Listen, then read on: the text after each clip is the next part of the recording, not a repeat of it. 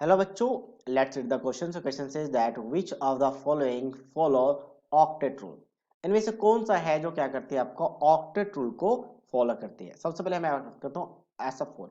अच्छा, octet rule क्या होता है इसकी भी बात करते हैं। After the bonding it should complete its octet.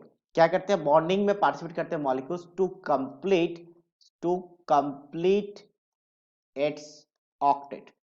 Octet का मतलब होता है नंबर ऑफ इलेक्ट्रॉन 8 होने चाहिए आउटरमोस्ट में आफ्टर द बॉन्डिंग। अब सल्फर की बात करते हैं। अब देखो, सबसे पहले हम बात करते हैं बोरोन में नंबर ऑफ इलेक्ट्रॉन 3 होते हैं आउटरमोस्ट में। बोरोन के बाद क्या होता है आपका carbon, nitrogen, oxygen, fluorine. Carbon के लिए 4, फिर आपका 5 6 7। सिंपल ट्रिक है और इनके ग्रुप पे सबका सेम रहेगा। तो सल्फर ऑक्सीजन का ग्रुप क्या आता है, इसका मतलब यहाँ पे भी 6 रहेगा। फ्लोरीन, फ्लोरीन का 7 है।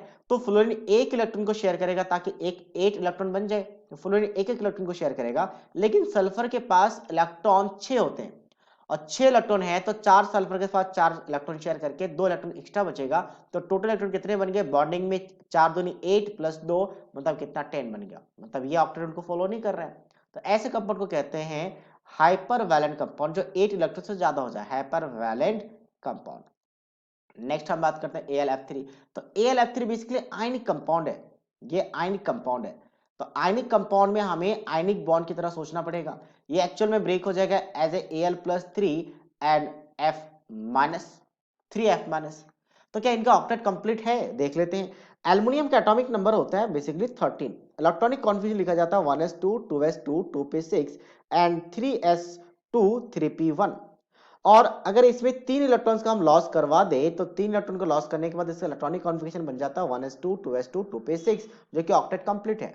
अब फ्लोरीन का एटॉमिक नंबर होता है 9, जिसका इलेक्ट्रॉनिक कॉन्फिगरेशन लिखा जाएगा 1s2 2s2 2p5।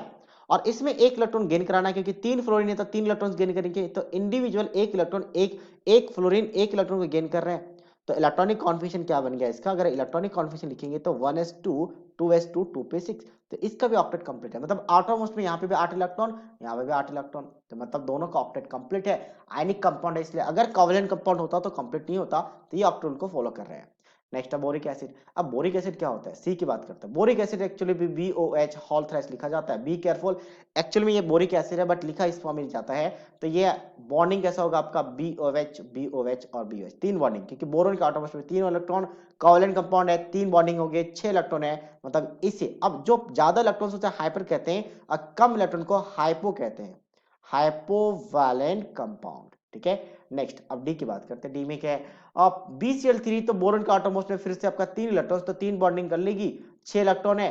तो इसको भी क्या बोलेंगे हम लोग, हाइपोवैलेंट। तो ये भी ऑक्टेट को फॉलो नहीं कर रहा है, ये भी फॉलो नहीं कर रहा है। So that means only B is the right answer of this question. So I hope you understood it well. All the best.